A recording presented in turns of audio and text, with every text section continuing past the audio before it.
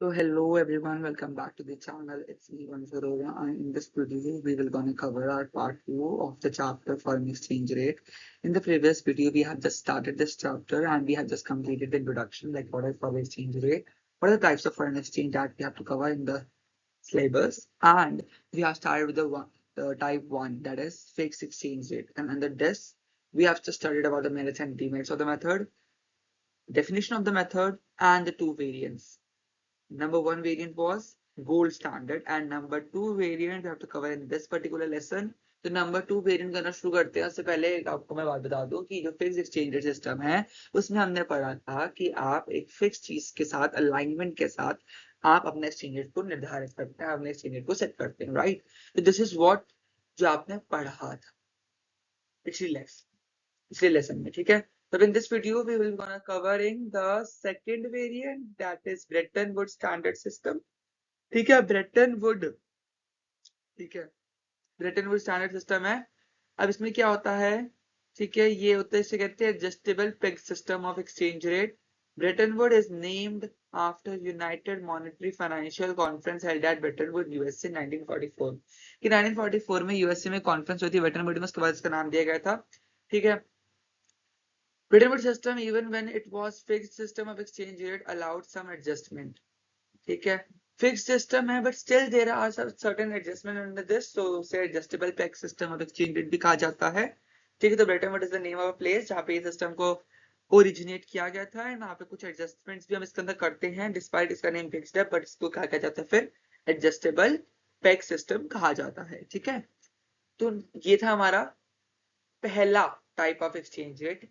And let's jump to the next type of exchange rate. इसके अंदर अब हमारे पास नेक्स्ट है फ्लेक्सिबल एक्सचेंज रेट, जिसको हम फ्लोटिंग एक्सचेंज रेट भी कह सकते हैं। फ्लेक्सिबल मतलब जो चेंज होता रहेगा, जो फ्लक्चुएट होता रहेगा। तो this is the one that is determined by the demand and supply of foreign currency. अब आप बोलोगे फॉरेन करेंसी की डिमांड एंड सप्लाई क्या होती है, कैसे डिटरमाइन होती है, कौन से फैक्टर्स हैं, क्योंकि हमने बोला ना कि उनके डिमांड एंड सप्लाई पे ही ये सिस्टम हमारा बैठता है। तो डिमांड एंड सप्लाई हम करेंगे भी अपने फर्दर लेक्चर्स के अंदर।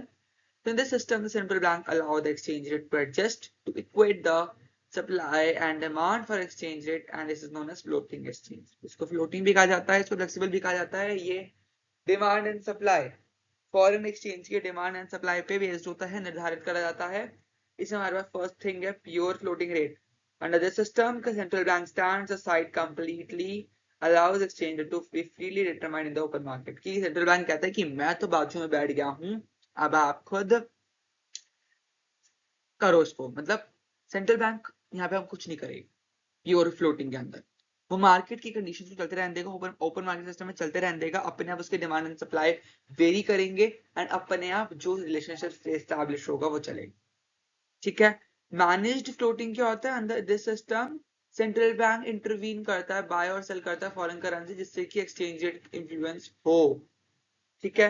तो वो यहाँ पे इंटरवीन करता है मैनेज्ड के अंदर। मैनेज का मतलब क्या हुआ कि मैनेज करा जा रहा है किसी के थ्रू, तो यहाँ पे सेंट्रल बैंक के थ्रू मैनेज किया जा रहा है। प्योर के अंदर कोई मैनेज नहीं करता, सेंट्रल बैंक कहता है कि मैं तो बैठा हूँ साइड पे, ये फ्री मार्केट है, ये ओपन मार्केट है, इसमें अपने फोर्सेस चलेंगे, मार्केट डिमांड एंड सप्लाई के, और अपना डिटरमाइन होगा एक्सचेंज रेट। तो this is flexible exchange rate system. इसके भी मेरिट्स डिमेरिट्स कर लेते हैं फटाफट से। It maintain equilibrium level, equilibrium level हमारे से मेंटेन होता है।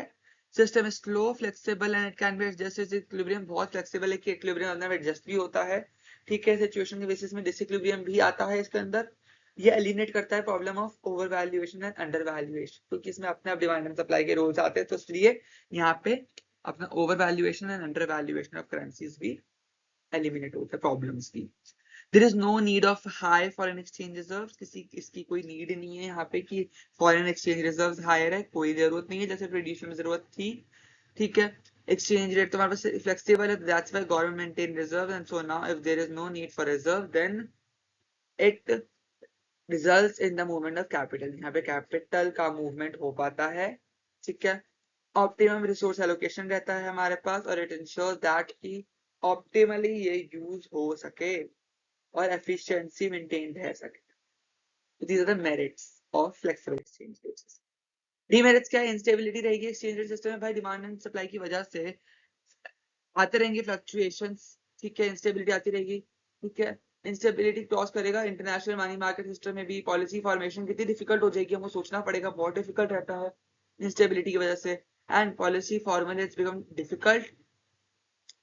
ठीक है, foreign exchange rate is determined by the market forces. तो गवर्नमेंट इंटरवीन करती है तो इन्फ्लुएंस रहता है। मैंने आपको यहाँ पे बहुत हिंदी प्लस इंग्लिश में लिख के दिया है, जस्ट बिकॉज आप इसको रीड करें अपनी लैंग्वेज में बना सके, बिकॉज डी मिनट समथिंग जो याद नहीं आते। ठीक है, मिनट से फिर भी याद हो जाती है। ठीक है, अब यहाँ पे क्या फ्लक्चुएशन की लिमिट बहुत ज्यादा होती है, तो यहाँ पे एक डिजायरेबल वैल्यू को अचीव करना थोड़ा सा डिफिकल्ट हो जाता है, एक स्टेबिलिटी मेंटेन करना बड़ा डिफिकल्ट हो जाता है। This is the D merits of flexible exchange rate system.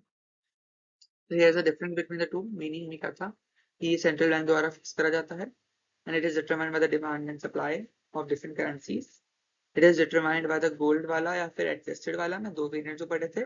It is determined by demand and supply. इसमें इंटरवीन आरबीआई टोटली करती है, इसमें इंटरवीन कभी करती है कभी नहीं करती है। मैं दो केसेस पढ़े ना, जैसे मैनेज वाला पढ़ा, एक प्योर वाला पढ़ा, तो कभी करती है कभी नहीं करती है। This is all about the types of foreign exchange that we are having in our syllabus. So in the next video, we will be starting with the demand and supply wala portion. And so till then, stay safe, stay healthy. Thank you so much for watching the video. I know this video is very small because I want कि आपका topic separately complete हो, जिससे आपको उसकी understanding proper हो।